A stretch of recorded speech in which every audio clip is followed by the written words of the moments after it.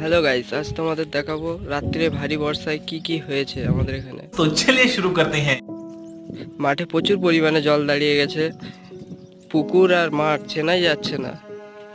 সকালে বৃত্তি বসানো ছিল, এখন যাচ্ছি বৃত্তিটাকে দেখতে কি মাছ পড়েছে।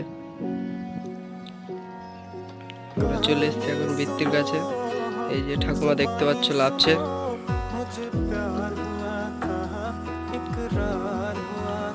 নাও তোলো তাড়াতাড়ি।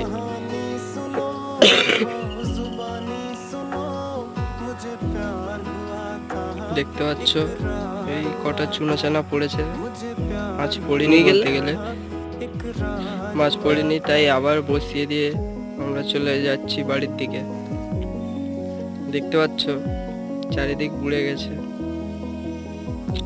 এই হচ্ছে আমাদের হাওড়া সেতু। আজকের ভিডিওটা